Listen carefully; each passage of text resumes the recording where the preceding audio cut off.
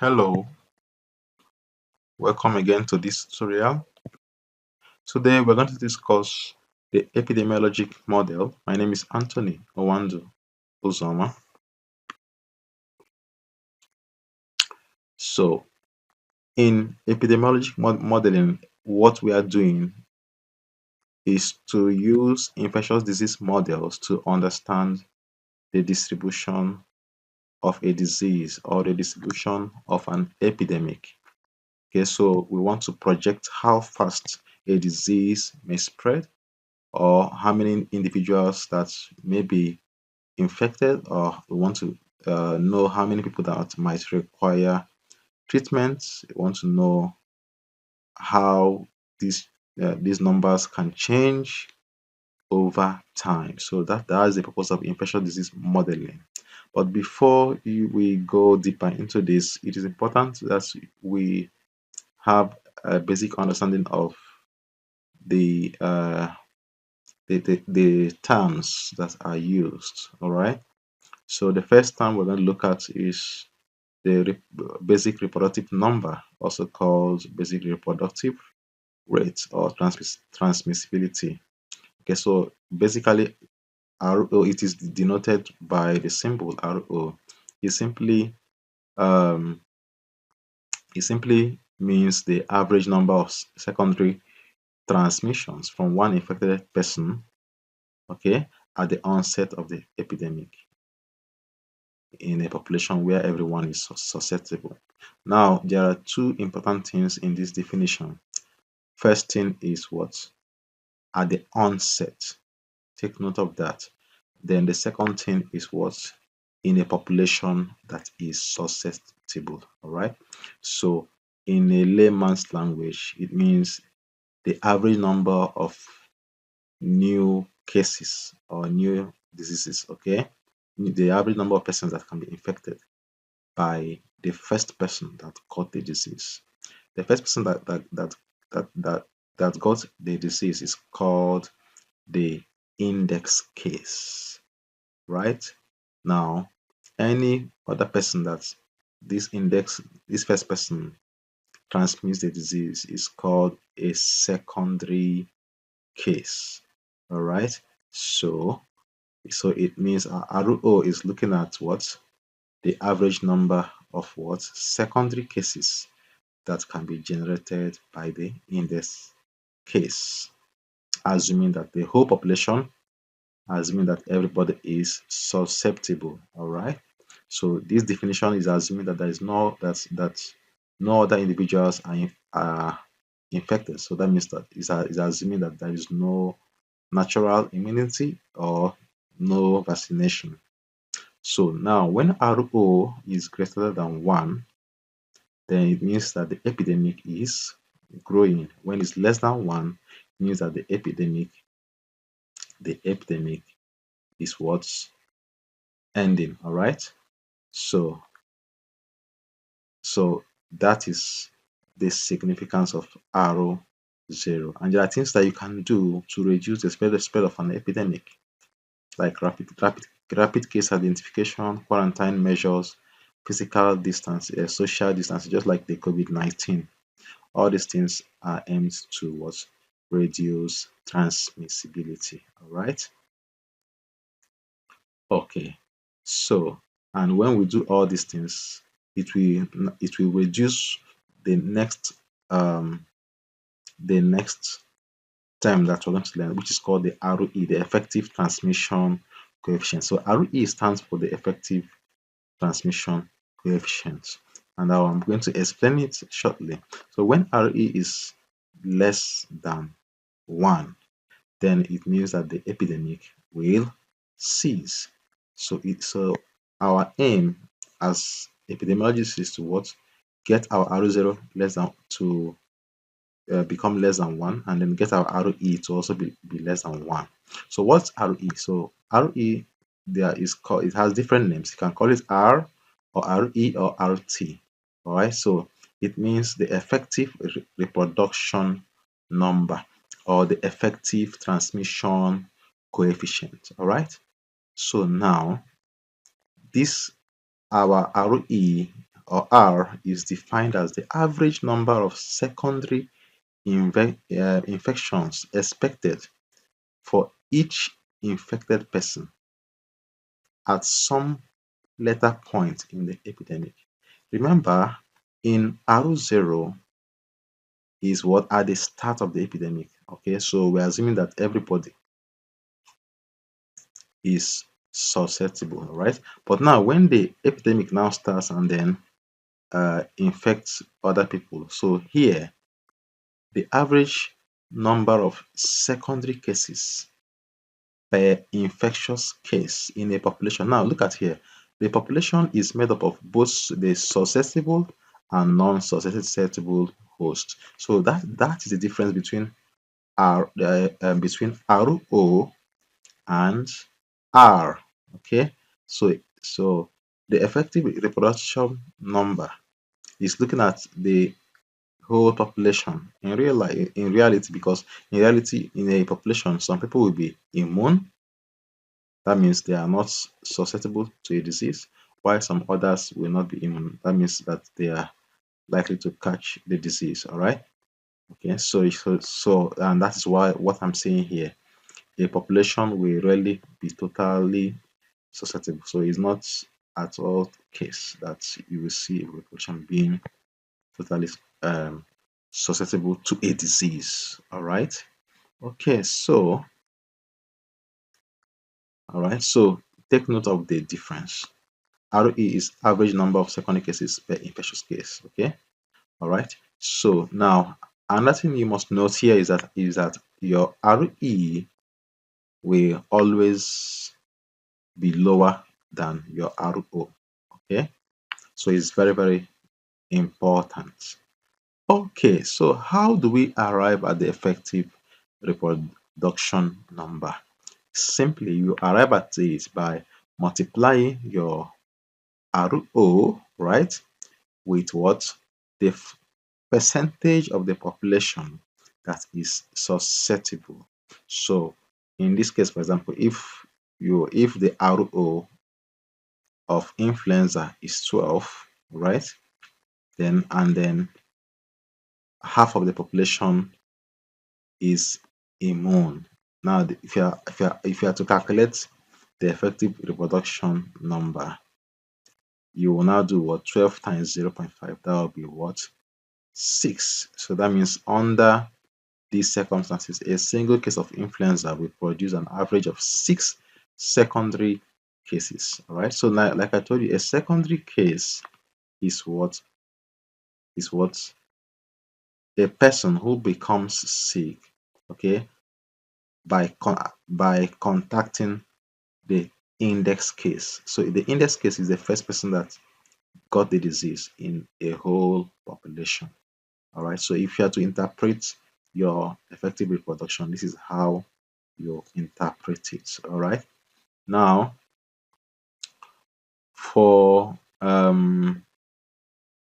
okay, so I think I've already explained all this. All right. So I want to explain the concept of endemicity. So when you say a disease is endemic, what does it mean?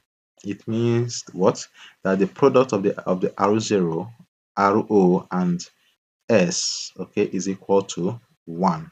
So that means that the infection, it doesn't die out, okay, and it also doesn't turn into an epidemic.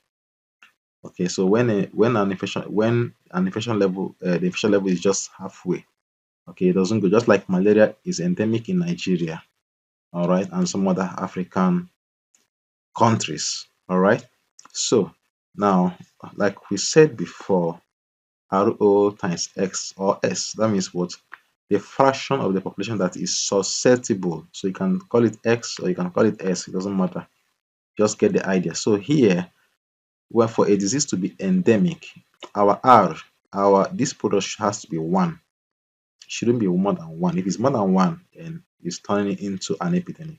So S or X represents the percentage of the population that is susceptible to the disease, right? Okay. while our RO means what? Our RO is what? Like we said before, our RO is what? The average number of secondary transmissions from one infected person at the onset of the epidemic. Okay, where the population is what? Susceptible. It is very important we get these definitions. All right. So having said that, we talk about the concept of what? Herd immunity. So herd immunity simply means the proportion of the population that needs to be vaccinated to achieve what? Protection for the entire population. All right. Okay, so how much people in a population do we need to vaccinate in order to prevent the spread of COVID-19? Okay, in how many people in a country that do we need to vaccinate such that the other members of such that the people that didn't receive the vaccination are protected? That is called herd immunity. All right. So so the aim as an epidemiologist is to increase herd immunity. All right. So here, for example, let's say for rabies, low values of RO. So like I told you, low values of RO, that is good, is less than one. All right.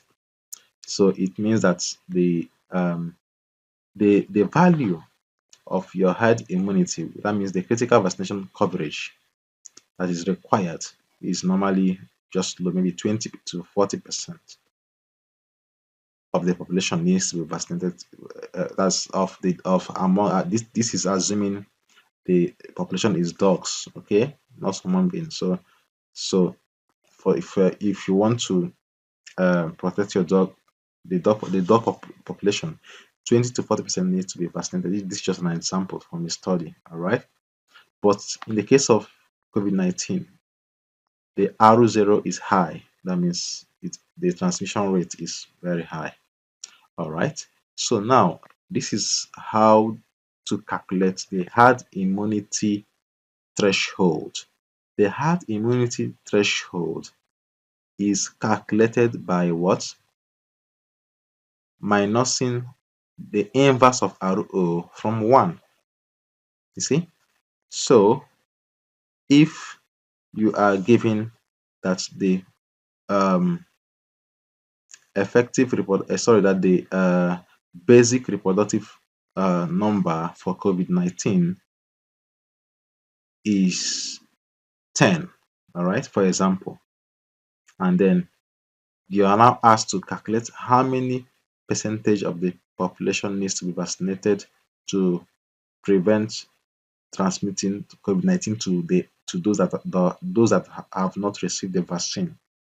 Then that means you need to calculate the herd immunity threshold. And this is the formula. This is simply just 1 minus 1 over RO. So where our RO is what? 0.2. That's 20%. All right. So that is what the importance of the herd immunity threshold. All right. Okay. So let's go to generation time. So generation time simply describes the duration from the onset of infectiousness in the primary case, like I told you, primary case or index case. All right. How long does it take when the first person that got a disease transmits it to other people around him that are susceptible? All right. How long? That interval is called the generation time. So the first person that got COVID-19 in Nigeria, how long did it take that person before he transferred that COVID-19 to another person? That is called generation time. All right, and there is a formula that you can use to predict how much of infections over time. So that formula is this. Okay, I is equal to AR raised to power T. All right, so now this formula, if you are not very good in mathematics, and then I'll just explain it in a simple way. So now for us to, this formula here is also the same as this formula here, right? So um if you want to remove, if this here is converted into a log, okay, so this is log I is equal to log A plus T log R. Okay, so I don't want to say much mathematics so that I can have a lot of things to cover. All right, so but basically this equation here is the same as this equation here. All right, so it is used to predict how many cases that will occur at a time t in the future. All right, so where if a is in, if like for example in COVID-19, if we say that we have 5 cases as at today, all right, then we have you have your RO, okay, the reproductive number. Let's say the reproductive number is 20. All right, now you are now asked to estimate how many cases will you have in the next 5 years. That is your T. All right, so we're going to give an example. All right, so this is a sample calculation. So you can see at time week 0, this is the number of cases. Let me just assume COVID-19, and this is every week.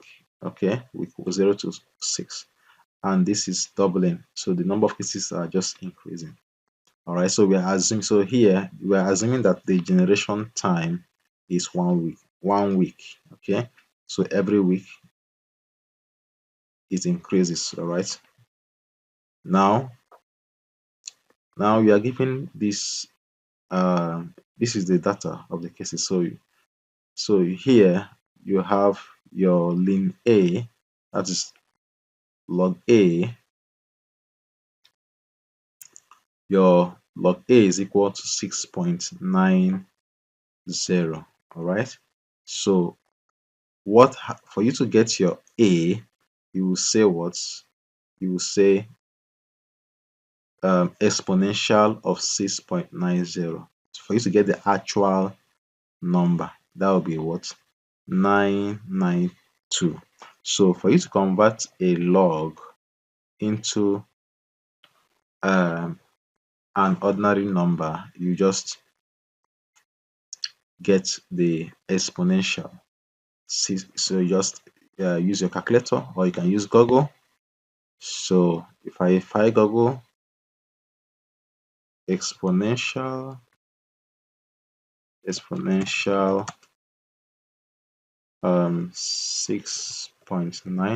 I hope that is what we had.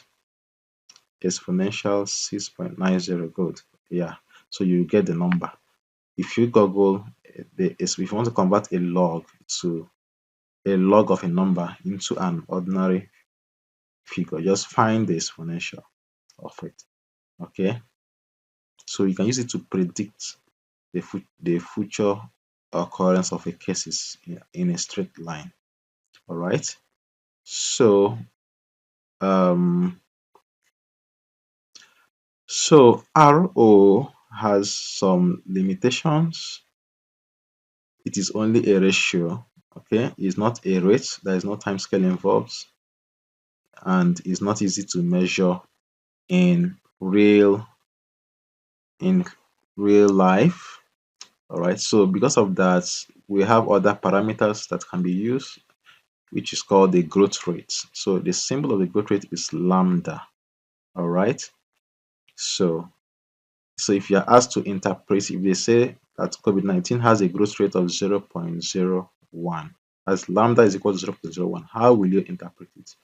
It simply means what? That the cases will increase by about what? 1% each day. Now, note that this lambda is positive, there is no negative sign, so it will increase. So this is a positive number, all right? But you can see this one, when the growth rate is negative, that means that the cases will decrease by what? About 2% per day. How did I get my 2%? By converting this into what? Percentage. Okay, so 0.02, all right, convert it to a percent, that's times 100. That will be 2%. So minus is decreasing, all right? So that is the alternative. Okay, so now look at, so whenever the growth rate, which is a lambda, whenever is above zero, that means that the epidemic is also increasing, just like our RO, right? Our basic reproductive ratio. When it is decreasing, the epidemic is dying off. So we call that what? Decay. So you can see how the graph looks like. And then the last one is when you say endemic. Remember, when the growth rate is zero, when you say endemic, then our R is 1, it's just like a straight line. So it's just occurring at the same, uh, um, we are having similar incidences and prevalence over time. It's not increasing and it's not decreasing. Okay, so we'll talk about vaccine efficacy, the difference between vaccine efficacy and vaccine effectiveness. So vaccine efficacy, you can only use that word when you are doing a randomized control trial. All right, so I've explained about other types of study designs in my epidemiology online course. All right, so vaccine efficacy, you are comparing two vaccines to see which one has more effect.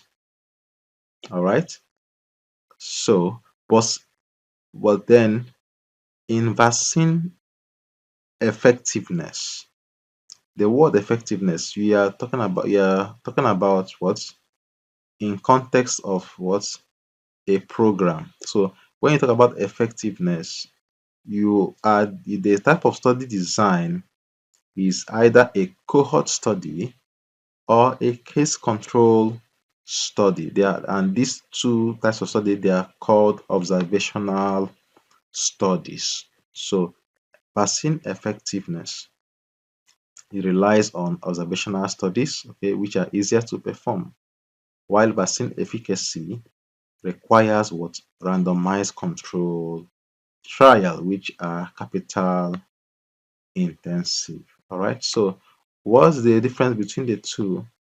Vaccine efficacy shows how effective a vaccine could be given in could be in ideal circumstances when every member of the population takes their vaccine. How effective will it be?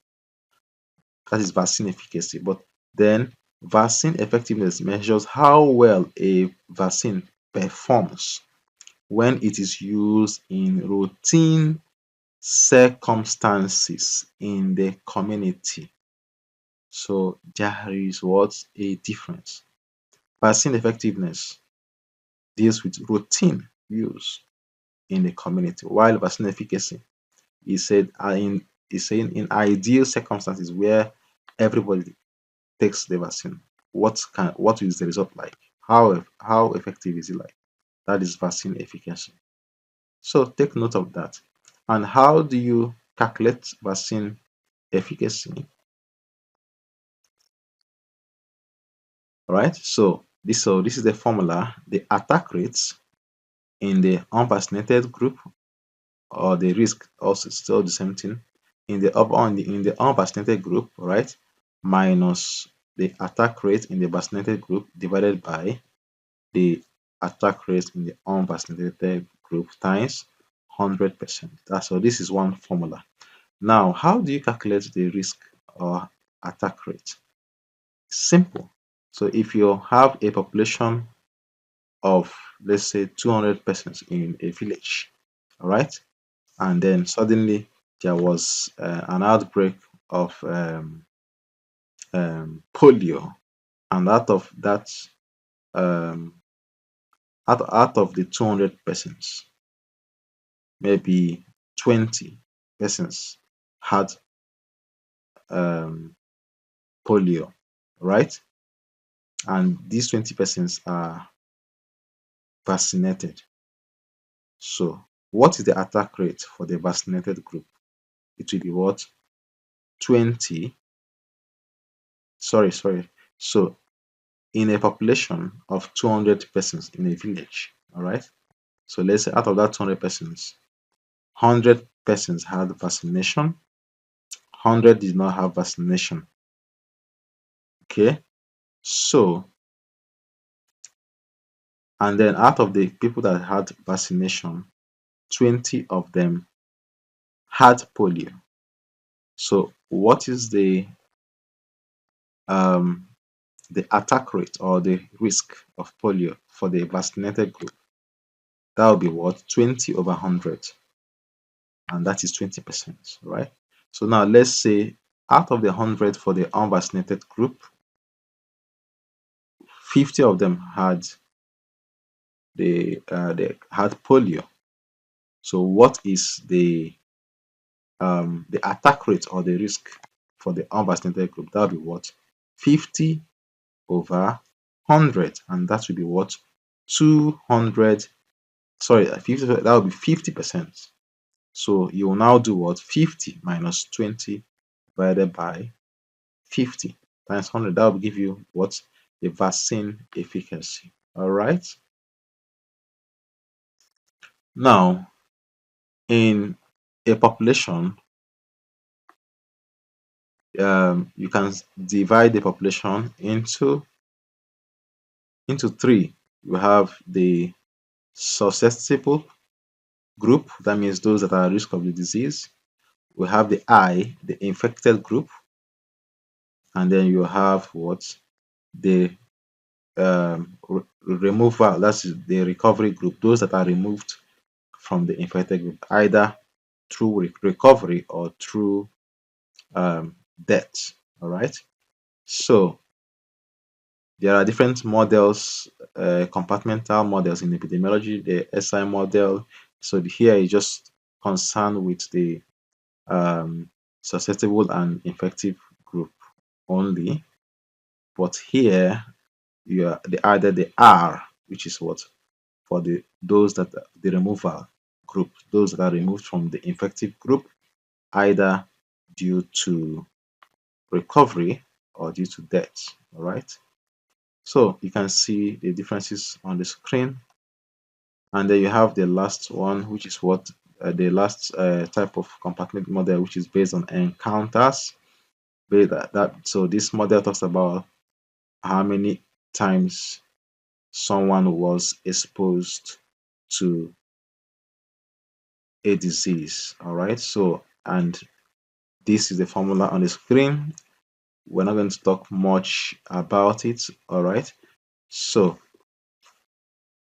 I'm go straight to what is important. So what is important in this slide is the SAR model. So the SAR model tells us about the relationship between the susceptible host, the infected host, and the reproductive and then the removal group. That the removal group means what? Those that have been removed from the infective group either by death or by recovery. So there is a relationship. So in a population, you will have these three existing. So susceptible groups. So we are assuming this model assumes that the total population is constant, right? So it assumes that the rate at which people transit from the rate at which people are removed from the infective group is constant.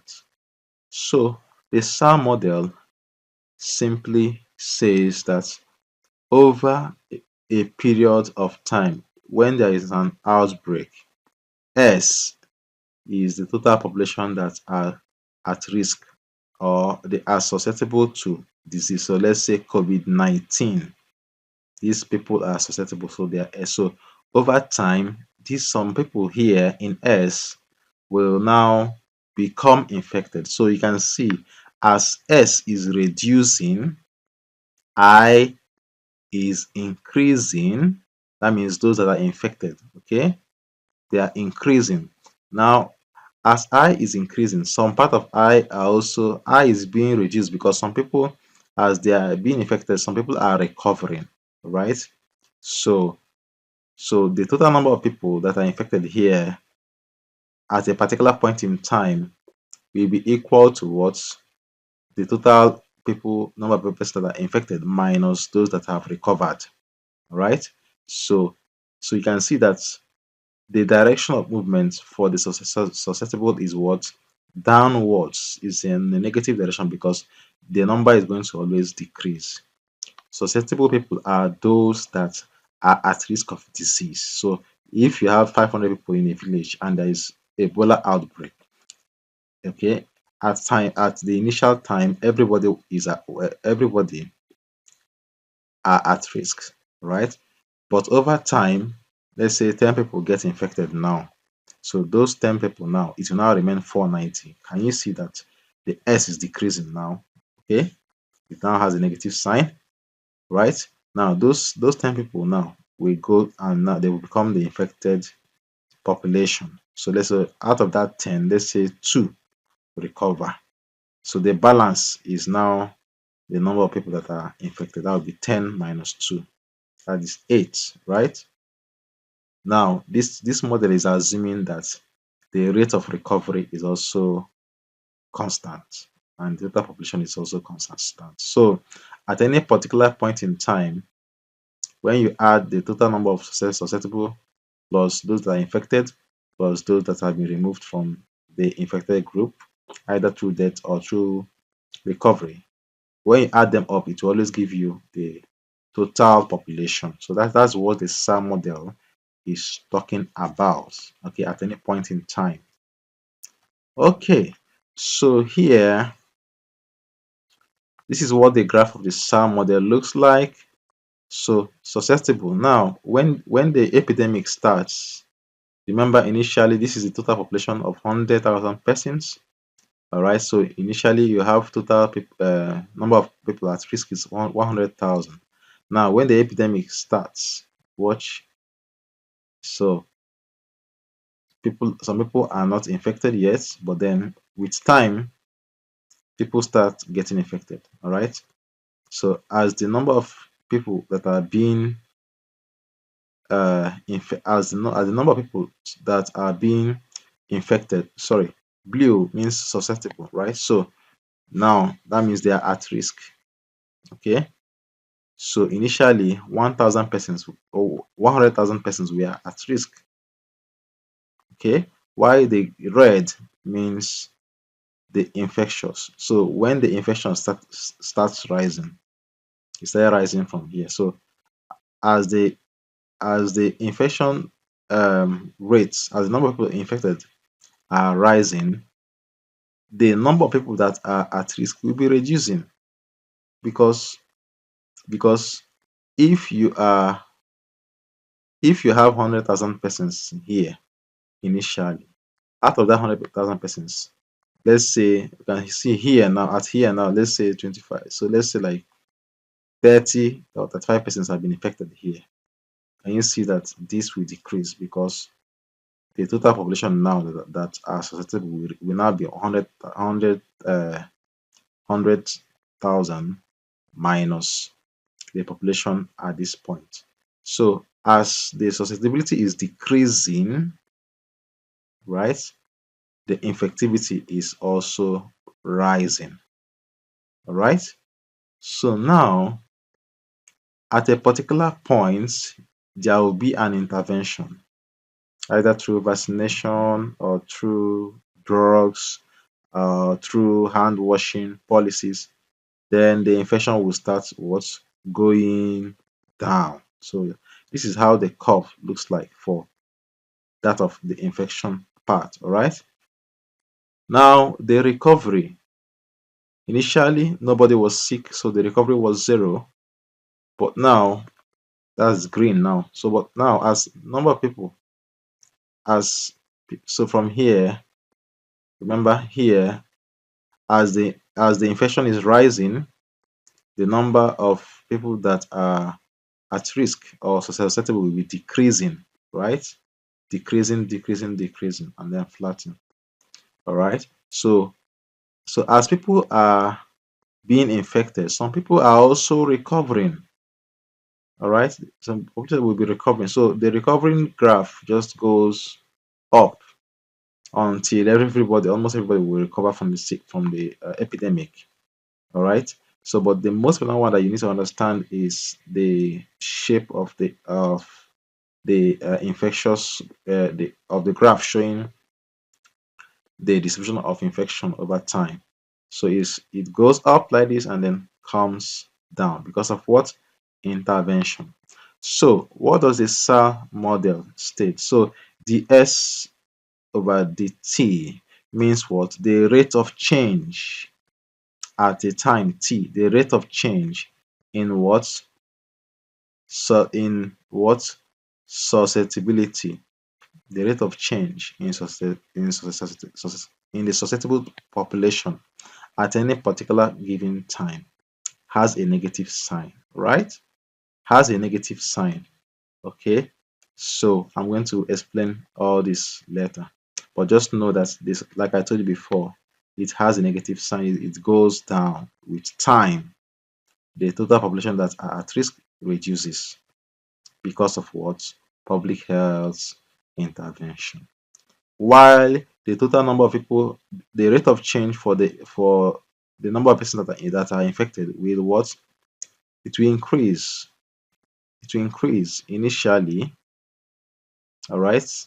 It will increase initially and then go down. So it can be positive or negative because sometimes, because when the number of susceptible are increasing,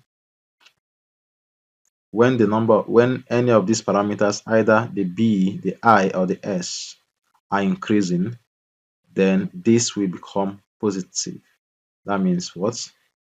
The graph will go up. There will be rise in number of infections. There will be rise in epidemic. All right.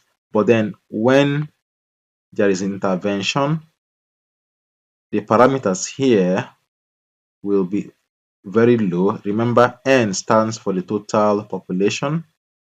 I stands for the number of persons that are infected at any given time. S stands for the number of persons that are susceptible or at risk of the disease at any given time.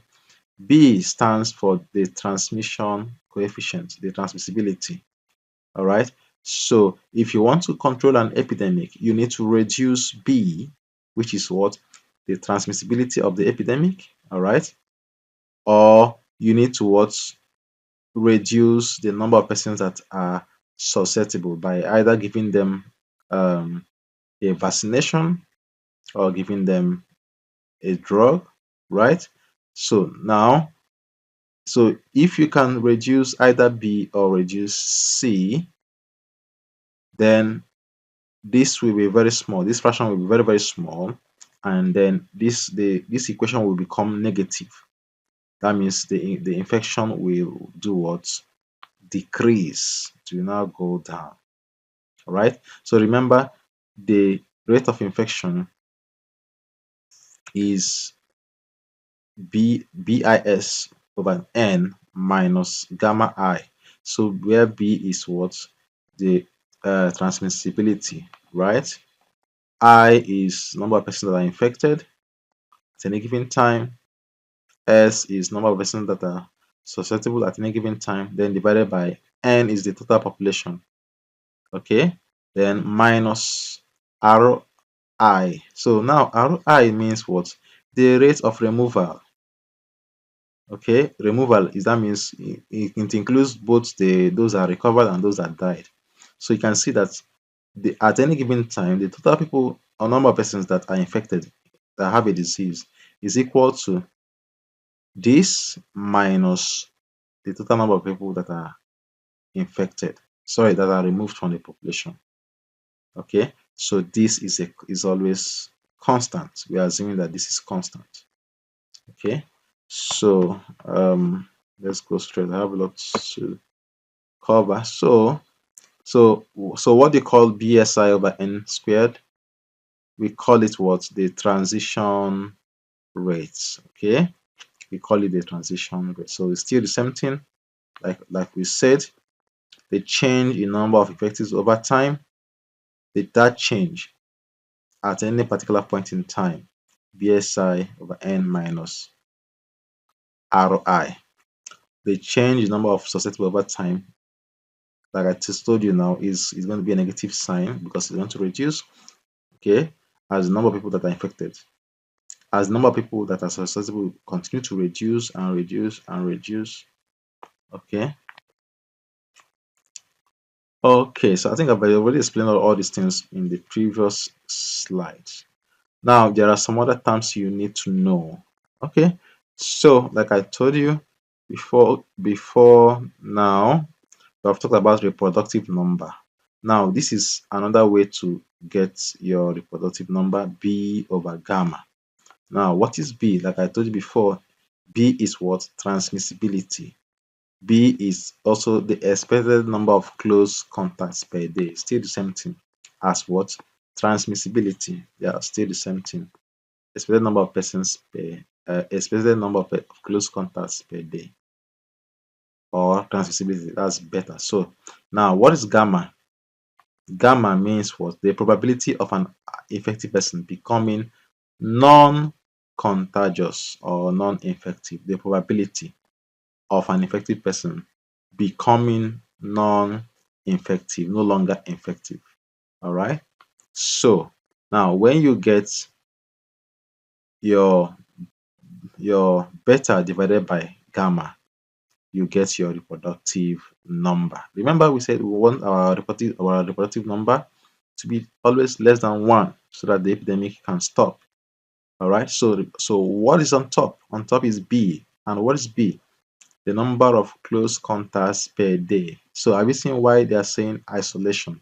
We want the numerator to be small, okay? Smaller than the denominator.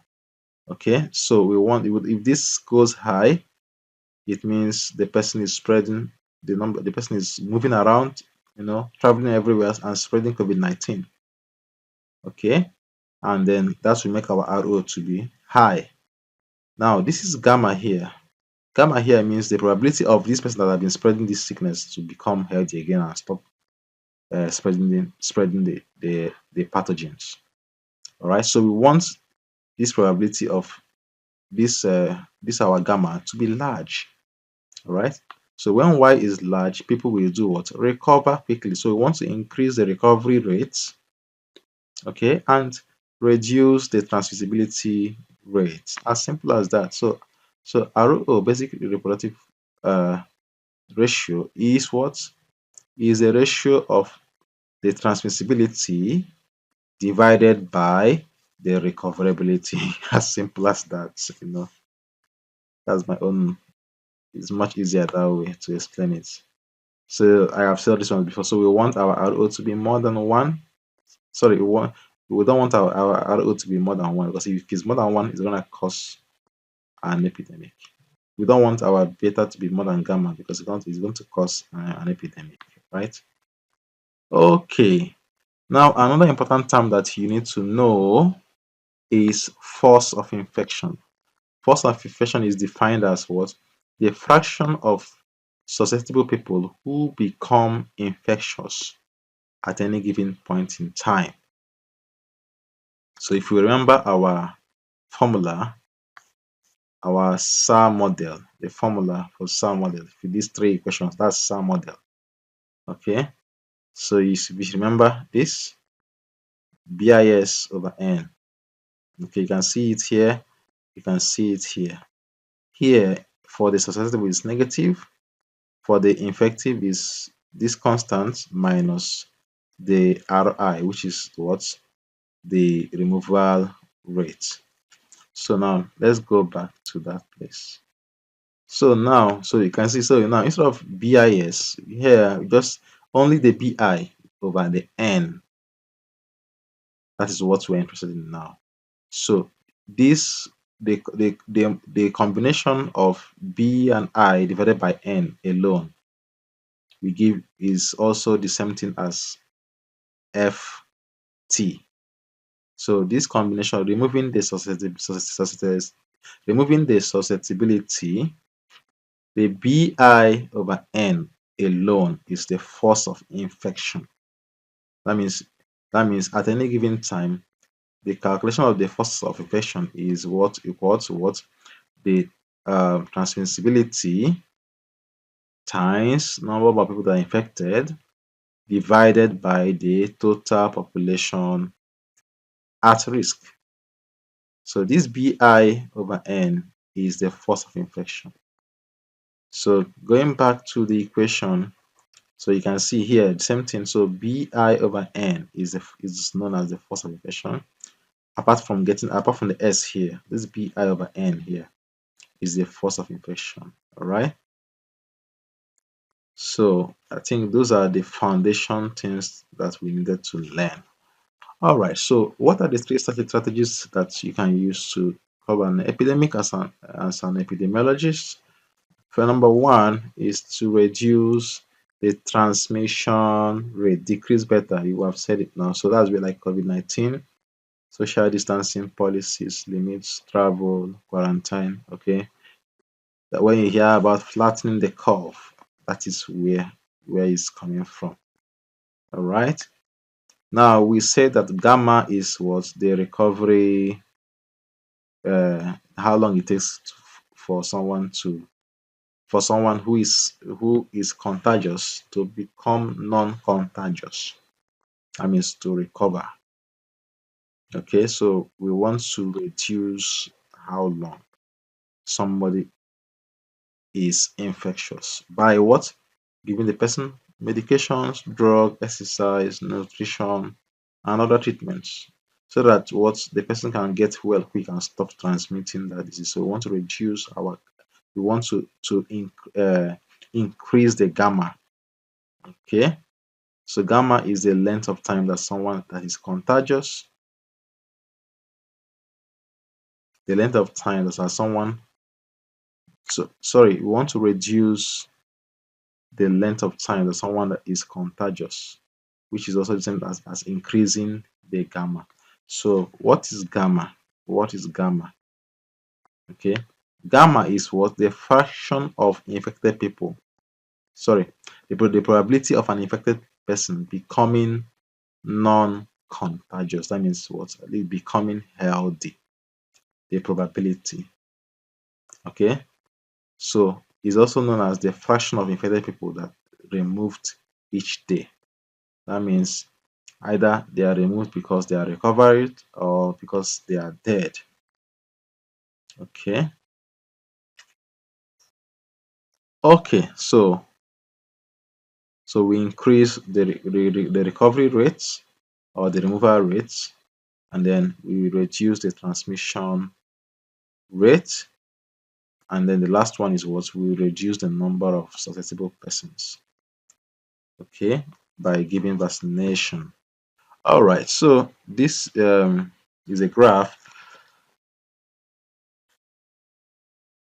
This is a graph that we need to look into. Now, in this graph, it's just a case study. All right. It's a case study. We are given that beta is 0.30, gamma is 1 over 10, and RO is 3.0 in a population of 100,000 people. How will you interpret this? Simple. Okay. So how will you interpret beta of 0.30? It implies that each infectious individual will come into will infect, that is for every one person that has the disease and comes in contact with another person, is going to infect the person in 24 hours, that's in a day. the person will infect an average of 0.3 persons in a day. Now, our gamma of 1 over 10, how will you interpret it? Gamma of 1 over 10, how you will interpret it is that what? The person will stay contagious for an average of 10 days. That means after 10 days, the person will no longer transmit the disease. You see, after 10 days, the person will no longer transmit the disease, right? So we want to reduce the transmission rate, okay, and then reduce the length of time that someone is contagious. We want to reduce it. We want to reduce it. Reduce it. Reduce it. Okay. So, so if you're asked to interpret this graph, what will you say? If you're asked to interpret this graph, what will you say? So this is the baseline intervention. Okay. In red. Okay, so you can see the number of cases increase, increase, increase, and then reach the peak and then come down, okay, without an intervention. Now, let's see strategy one. What's strategy one? Strategy one is what? Strategy one is to reduce the transmission rate, decrease better. So, what was the result for strategy one? The one in green. So, you can see here is the green. Okay, so strategy one can be seen from the cumulative plot, and also is also reduce the percentage of the population that have been infected. So now you can see that the peak here was lower compared to when there was no intervention. The green peak here was lower than this. All right, so you can see that that is what policy, social distancing, and all those things does. It reduces the percentage of people that are infected over time. Now, if you also look at the cumulative percent here, you will see that this green is below the baseline. So it had a positive effect. Okay, so it reduced the total percentage of the population that will be infected. So the total is reduced. So that's how you interpret it. So it reduced it because it is below the red line. So it reduced the total percentage of the population that will be infected. All right. So what is strategy number 3? Reduce the number of susceptible persons through vaccination. So this is okay. So this color here, that's for strategy 3. You can see that this had the most results because it was the lowest. It was the most effective. Okay, so it led to a reduction in the peak. Okay, yes, you can see it had an effect. It led to a reduction in the peak infectious counts, but also provided the largest reduction in total number of infections. So what you're looking at in these two graphs is what? Look at fix your eye on the peak of infection. Which one did it reduce it? Okay, and then here you look at what? The total percentage of the population that is affected. So you can see this is low. This one is below all this one, so it's the most effective. That's vaccination. Okay, so this is still the same thing that we are saying. Okay, so how to interpret it? Okay, so if you are saying that beta is 0.25, it means that on the average in a day, the person will infect, the index case will infect about 0.25 of the population. Okay, 0.25 of the population. While your gamma 1 over 8, it means what? That the person will be contagious for an average of 8 days, and then thereafter the person will no longer be contagious. All right. Okay, so strategy three considers, so this is just an assumption. All right, let's recap. Let's recap. We have done a good work. So I want to quickly recap correlation, um, uh, linear regression, multiple regression, and then have a look at standard deviation. Okay, so correlation simply means you are comparing two continuous variables. All right, so I've explained about continuous variables in my in my previous videos on my online course.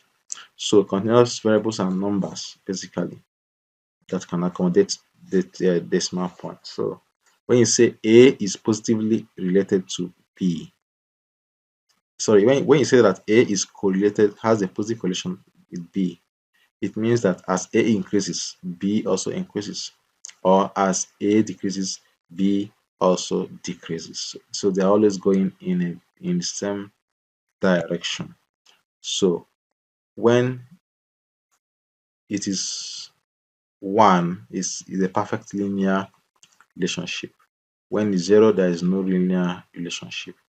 So this here is the strength of correlation. Okay, now linear regression.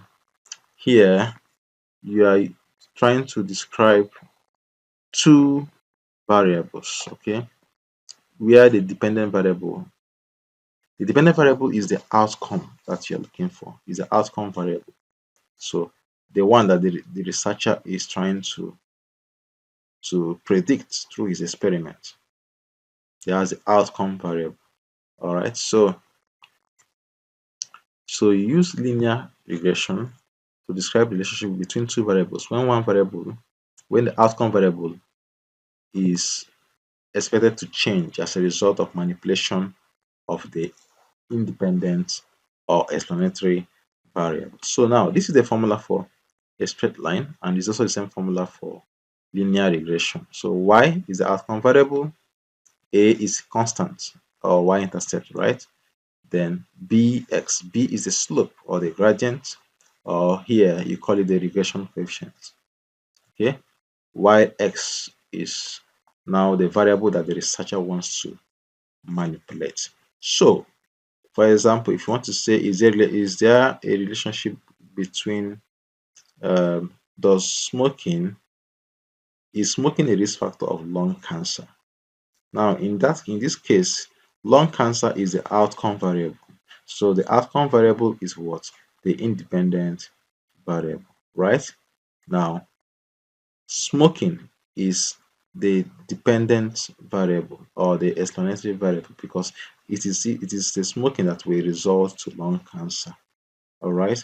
So our smoking will become our x. Our b is a gradient or regression coefficient.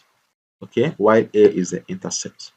Okay, so it assumes a linear relationship. That means as x increases, y will also, as x increases by 1 unit, y increases by a fixed amount. So as x increases by 1 unit, y increases by a fixed amount. Very, very important. Okay, so multiple regression here. Remember here we had only one. We had intercept, and then we had just one explanatory variable. But when you have more than one, it becomes when you have more than one explanatory variable or uh, um, one independent variable, then we are talking about multiple linear regression. So you can see this is a constant, then justice unlimited, you can have as much as you want in terms of explanatory variables. Okay, so now the importance of this multiple regression is to adjust for confounding factors in a research. Confounding factors are those variables that can affect the quality of your research. They are associated with both the dependent variable and the independent variable. So confounding factor can make the result of your research to be um, not to be accurate as it's supposed to be. Okay. So now another foundation you need to know, standard deviation is what? Variability within a single sample. What is a sample? A sample is what? A random selection, or a sample is what? A selection from a a population used in research. So when you go to a village of 1 million people and you want to do your research, you cannot do your research within 1 million people. You have to what? Select a sample from that 1 million people. All right.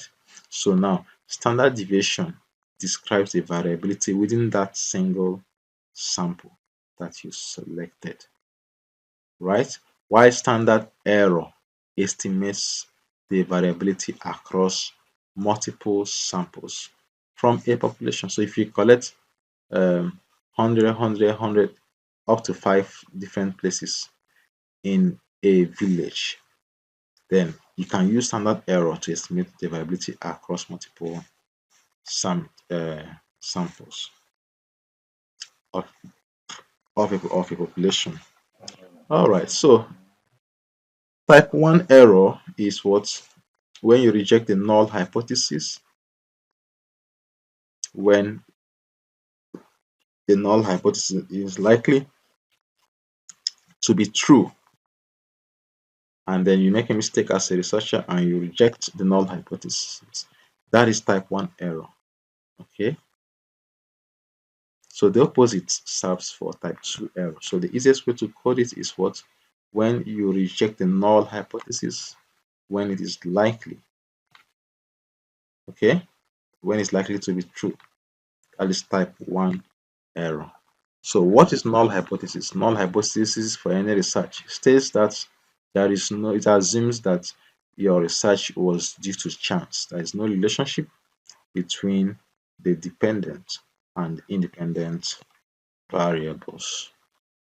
Okay, so this is an example given that the mean test score for a random sample of 400 students in a department of public health is 55 and the standard deviation of the test scores is 8. How will you interpret this?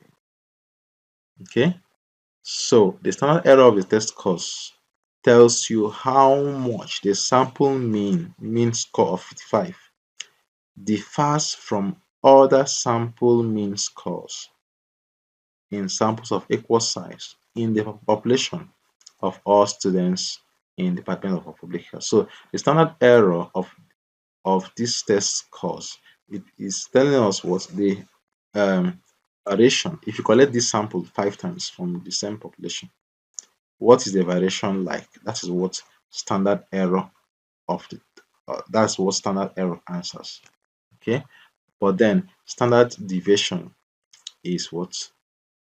On the average, how much of each score, how much does it differ from the sample mean?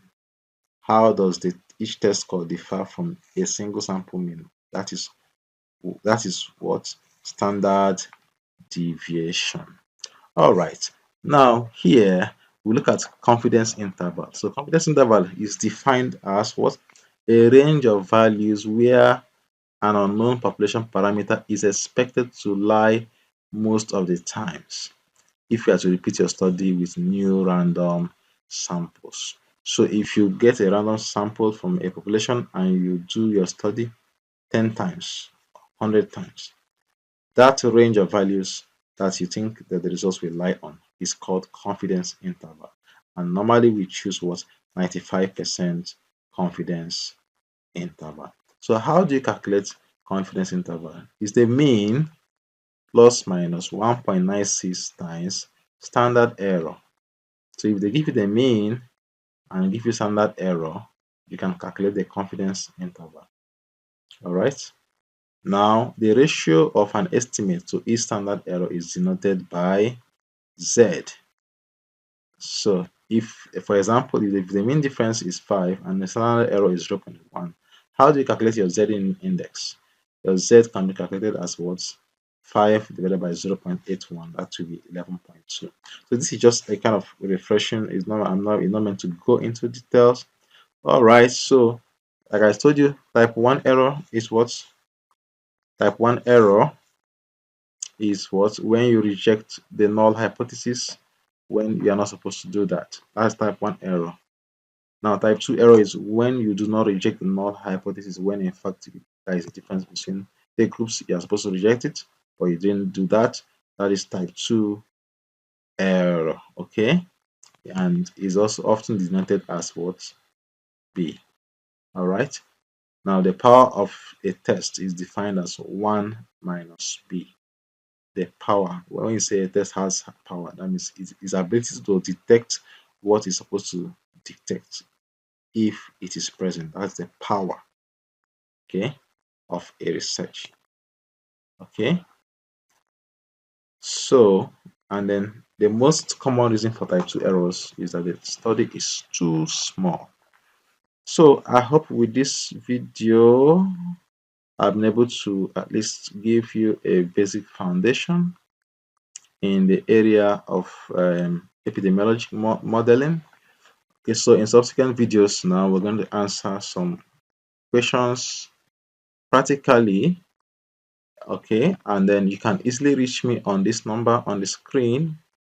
Just send a WhatsApp message if you need help in epidemiology or biostatistics, and then please do well to order my online course, my a 2-hour epidemiology bootcamp that will give you a strong foundation in epidemiology, and it also comes with 60 days mentorship program for the next 2 months. Okay, if you have any questions you can always ask me. So this is the link on the screen, just so tonyowandu.com/epidemiology.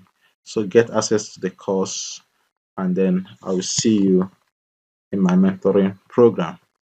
So I hope you have been able to learn uh, the basic epidemiologic modeling. So I will see you in the next tutorial. Okay, bye.